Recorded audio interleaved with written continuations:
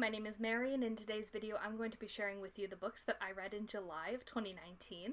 During this month I read 15 books, and while that's definitely not up to the standard number of books that I read in June, it's still pretty good considering that I had a very busy and hectic month, what with the vacation and then the move and everything, so I can't complain.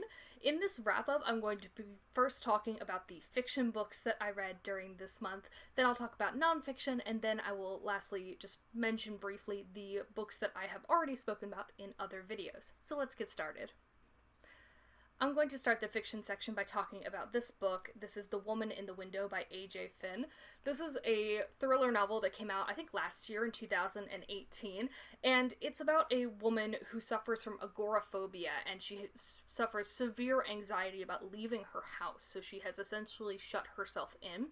There is both some personal drama about the circumstances that led to her having this agoraphobia, but there is also a mystery thriller plot that happens because while she is in her house, she spies on her neighbors and watches as someone gets murdered. So that's a thriller mystery that she has to solve from inside her own house. The thing about this novel that I found a little bit frustrating was that I thought that the treatment of the mental illness was not up to my expectations, I guess I would say.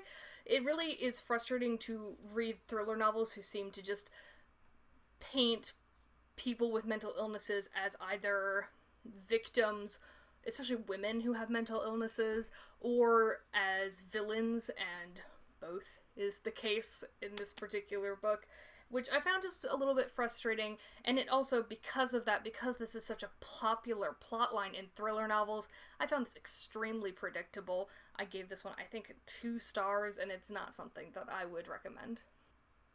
The next book that I want to talk about is called The Museum of Modern Love by Heather Rose. This is a novel which focuses on the converging lives of people who are attending Marina Abramovich's The Artist is Present performance.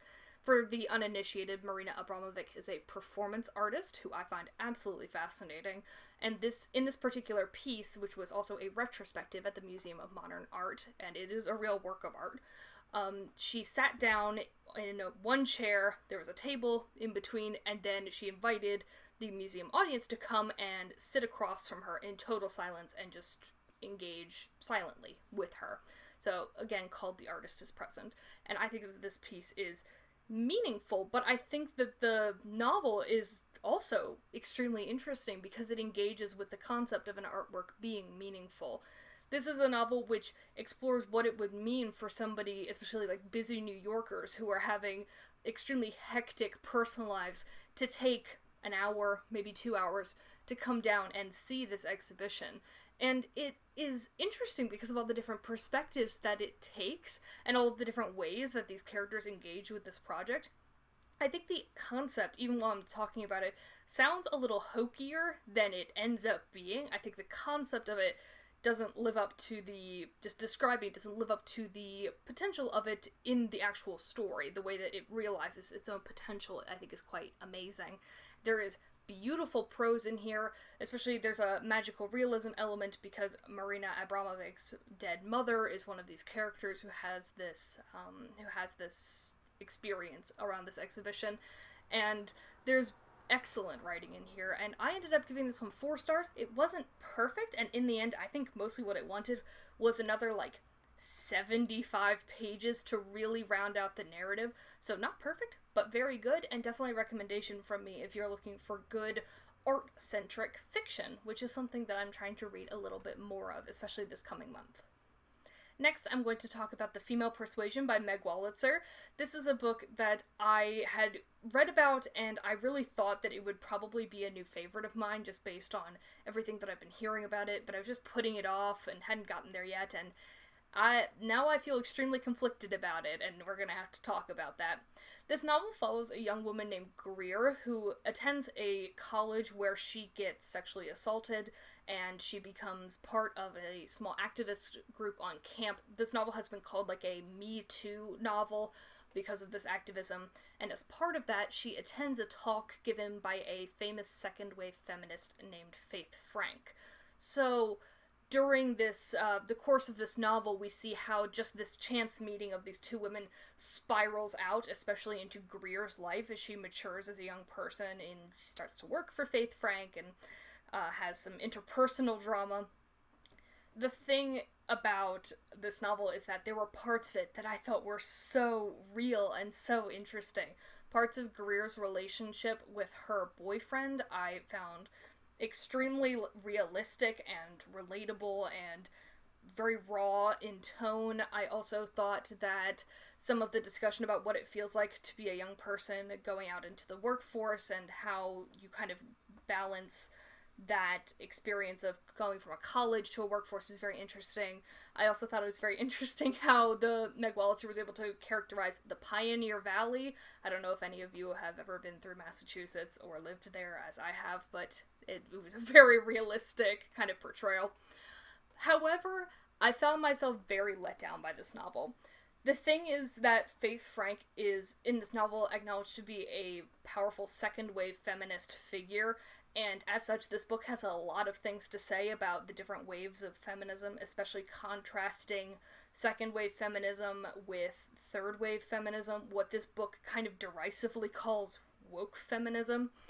The thing that I found the most frustrating about this novel, and that I'm having problems articulating about it, is that I'm not sure where I am supposed to have landed on this issue, because while this book is fully embracing the concept that, and fully acknowledging that second-wave feminism has some problems, especially corporate sponsorship problems, it basically, kind of towards the end, the wrap-up conclusion to all of this seems to be just that that's what happens, and everyone's gonna have to accept that woke feminism is just going to have to capitulate to corporate sponsors and be just as corrupt, and that's just how it is. And this novel, I felt, was seriously lacking in consequences for characters whose feminist actions really did not live up to their values. The fact that this book had very few people of color, very few gay characters, and very few trans characters, and very few disabled characters, and those who were, that rather than being central, were just kind of periphery or caught up in the cult of personality of Faith Frank, is extremely frustrating. And I keep seeing this novel talked about as a great feminist novel, and I would be enormously surprised if it was. I would love to talk to somebody else who had a negative experience reading this novel, or at least not wholly positive experience, because I cannot be the only one who read this and thought, wow, this has some nasty things to say about feminism. That's kind of unfortunate. Anyway, I didn't rate this novel on Goodreads. I don't know how I would rate it. I don't know how that would even happen, because I find talking about it, even now I'm getting kind of flustered and I've been talking for 4 minutes. Basically, didn't rate it. Super conflicted. Would love to know your thoughts down below. I'm going to wrap up fiction by talking about the classic that I read this month, and that was The Song of Roland. This is a medieval poem that was written in around 1100, but takes place in the 770s, during the reign of Charlemagne and during one of his military campaigns. I would possibly like to do a little bit more of a series talking about medieval literature, especially because I'm very interested in medieval history, but medieval literature I have kind of a more tense relationship with.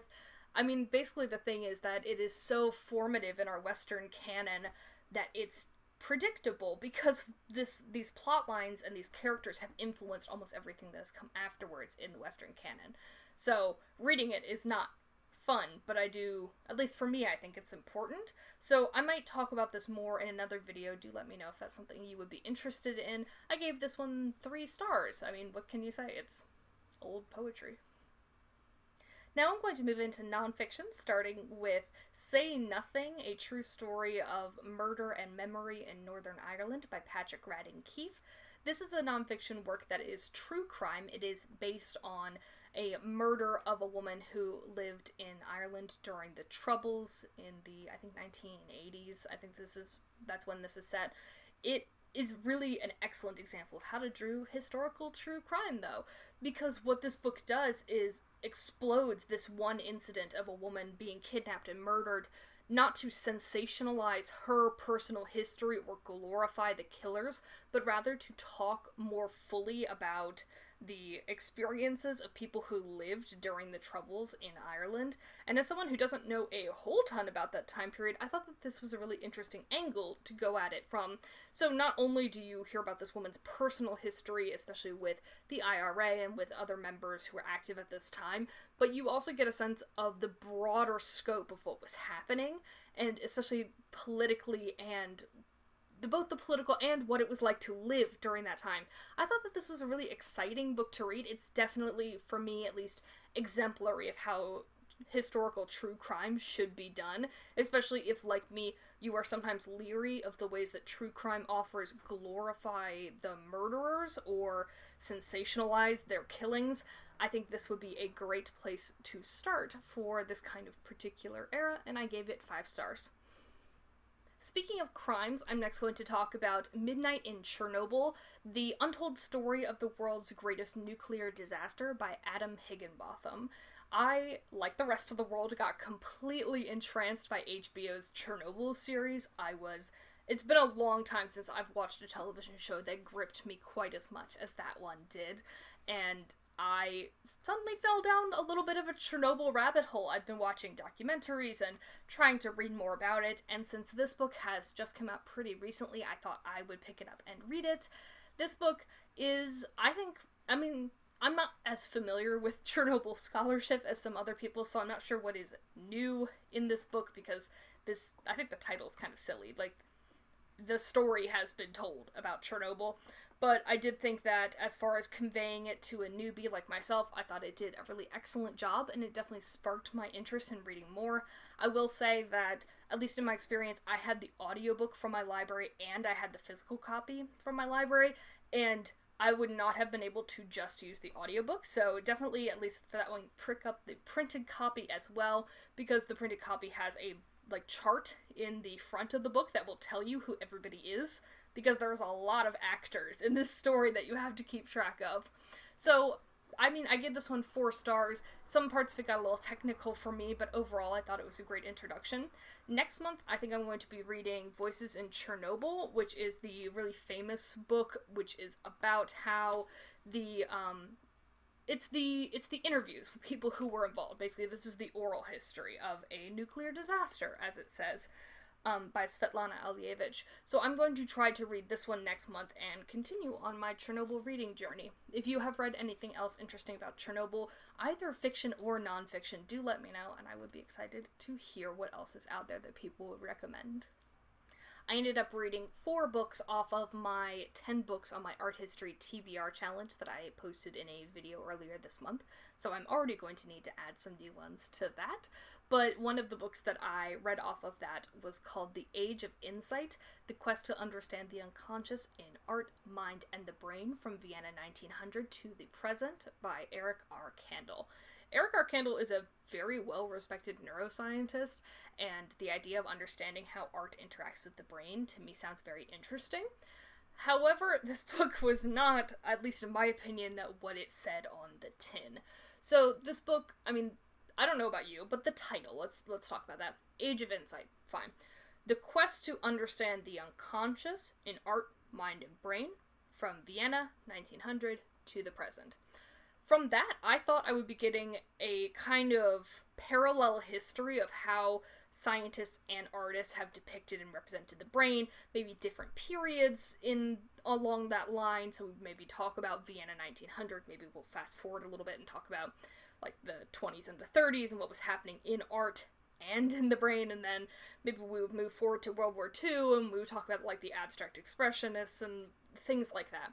That's not what happened, which is a little bit frustrating to me. Basically, we spend almost all of our time in Vienna 1900, except those times that we go backwards in the past to talk about Velázquez and to talk about Vincent van Gogh or Rembrandt, and then we do modern neuroscience. He does, before anybody who has read this jumps on my case, he does mention a couple of artists who are post Vienna 1900. For that, he talks mostly about Gustav Klimt and Egon Schiele, but for the most part, after talking about those two, there's nothing else about art in the book, and it just reminded me of being in my Psych 101 class. It was not interesting, it was confusing a lot of the time, and I don't think I would recommend this book. It seriously needs to be rebranded, at least in my opinion, because that title is nonsense, and it didn't, like, do what I thought it would do, and which is whatever.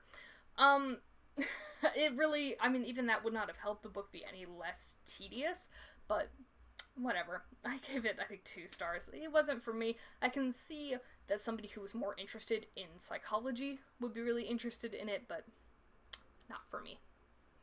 I also read Sargent's Women, 4 Lives Behind the Canvas by Donna and Lucey. I thought that this book would be the antidote to this one, Strapless by Deborah Davis, which is about one particular model of Sargent's and this painting.